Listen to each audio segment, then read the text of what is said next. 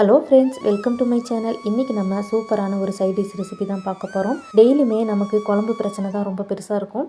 அந்த மாதிரி நேரத்தில் இந்த மாதிரி ஒரு கிரேவி செஞ்சு கொடுங்க. இந்த கிரேவி செய்கிறதுக்கு நமக்கு உருளைக்கிழங்கு இருந்தால் மட்டும் போதும். வேறு எந்த காய்கறிகளும் இது கூட சேர்க்க தேவையில்லை. இந்த கிரேவியை சப்பாத்தி, நான், பரோட்டா, புலாவ், சாதம் இது எல்லாத்துக்கூடயுமே நம்ம வச்சு சாப்பிடலாம். இந்த பொட்டேட்டோ கறி எல்லாத்துக்கூடயுமே ஒரு பெஸ்ட்டான சைட் டிஷ்ஷாக இருக்கும். இது எப்படி செய்கிறதுன்னு பார்க்கலாமா? வாங்க.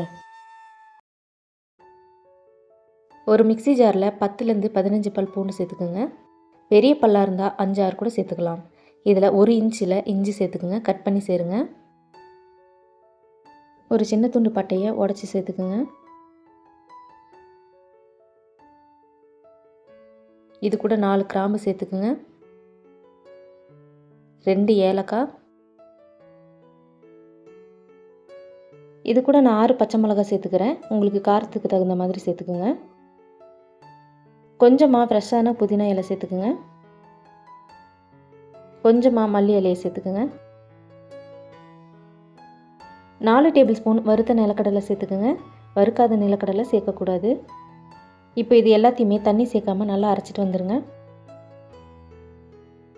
இப்போ இது கூட தண்ணி சேர்த்துட்டு நல்லா நைஸாக அரைச்சிடுங்க. இந்த மாதிரி அரைச்சிடுங்க. இப்போ இது ஒரு ஓரமாக இருக்கட்டும். ஒரு கடாயில் 4 டேபிள் ஸ்பூன் எண்ணெய் சேர்த்துக்குங்க. எண்ணெய் நல்லா காஞ்சதும் 1 டீஸ்பூன் சீரகம் சேர்த்துக்குங்க. இது கூடவே நறுக்குன ஒரு பெரிய வெங்காயம் சேர்த்துக்குங்க. சின்ன வெங்காயமாக இருந்தால் நீங்கள் 2 கூட கட் பண்ணி சேர்த்துக்குங்க. இப்போ இதை நல்லா கலர் சேஞ்ச் ஆகிற வரைக்கும் வதக்கி விடுங்க.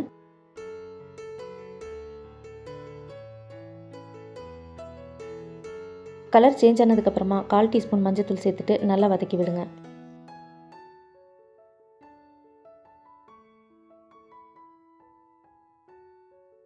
நல்லா வதங்கினதுக்கப்புறமா சின்னதாக ஒரு தக்காளியை கட் பண்ணி சேர்த்துக்குங்க. இந்த தக்காளியை 1 நிமிஷம் மட்டும் வதக்கி விடுங்க. ரொம்ப நேரம் வதக்க தேவையில்லை.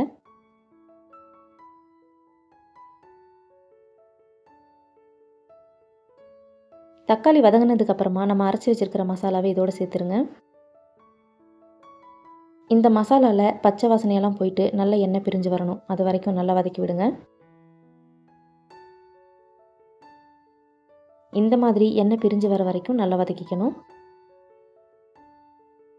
இப்போ இதில் 1/2 டீஸ்பூன் மல்லித்தூள் சேர்த்துக்குங்க. 1 டீஸ்பூன் சீரகத்தூள் சேர்த்துக்குங்க. 1/2 டீஸ்பூன் மிளகுத்தூள் சேர்த்துக்குங்க. இப்போ இதுக்கு தேவையான அளவு உப்பு சேர்த்துக்குங்க. இப்போ இது எல்லாத்தையுமே நல்லா வதக்கி விடுங்க. ரொம்ப நேரம் வதக்க தேவையில்லை. இது நல்லா மிக்ஸ் ஆனால் போதும்.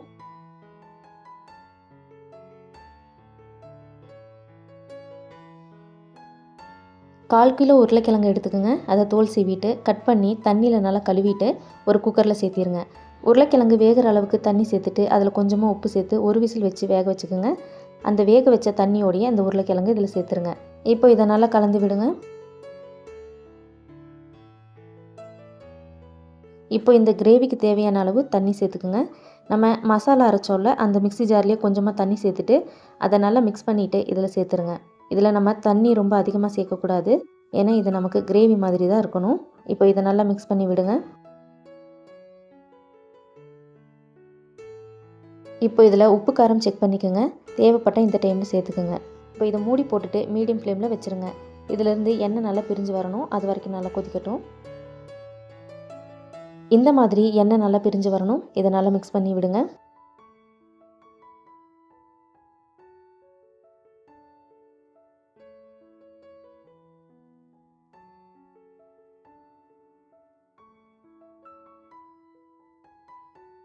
இப்போ நமக்கு உருளைக்கிழங்கு கறி தயாராகிருச்சு.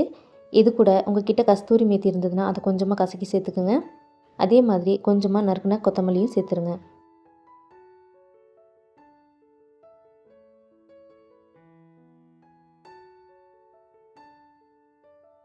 இப்போ இதை நல்லா கலந்து விட்டுட்டு அடுப்பு ஆஃப் பண்ணிடுங்க.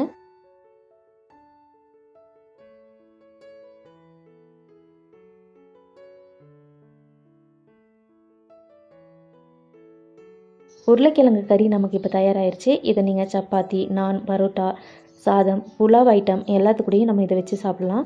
ரொம்பவே சூப்பராக இருக்கும். இது கூட நீங்கள் வேக வச்ச முட்டை கூட சேர்த்துக்கலாம். எப்பவும் ஒரே மாதிரி உருளைக்கிழங்கு கிரேவி செய்யாமல் இந்த மாதிரி ஒரு தடவை செஞ்சு பாருங்கள். எல்லாருக்குமே ரொம்பவே பிடிக்கும். எல்லாரும் விரும்பி சாப்பிடுவாங்க. இந்த ரெசிபி உங்களுக்கு ரொம்ப பிடிச்சிருக்குன்னு நினைக்கிறேன். பிடிச்சிருந்ததுன்னா செஞ்சு பார்த்துட்டு எப்படி இருக்குன்னு கமெண்ட்ஸில் சொல்லுங்கள். மறக்காமல் உங்கள் ஃப்ரெண்ட்ஸ் அண்ட் ஃபேமிலிக்கும் ஷேர் பண்ணிவிடுங்க. நம்ம சேனலை இது வரைக்கும் சப்ஸ்கிரைப் பண்ணாதவங்க சப்ஸ்கிரைப் பண்ணிக்கோங்க. பக்கத்தில் இருக்க பெல் ஐக்கானை கிளிக் பண்ணிவிடுங்க. இந்த ரெசிப்பியில் வர ஒவ்வொரு பொருளோட அளவையும் நான் டிஸ்கிரிப்ஷனில் கொடுக்குறேன். மறக்காமல் செக் பண்ணி பாருங்கள். இவ்வளவு நேரம் நம்ம வீடியோவை பார்த்ததுக்கு ரொம்ப நன்றி. இன்னொரு இன்ட்ரெஸ்டிங்கான சூப்பரான ரெசிபியோட வர வரைக்கும் பாய்.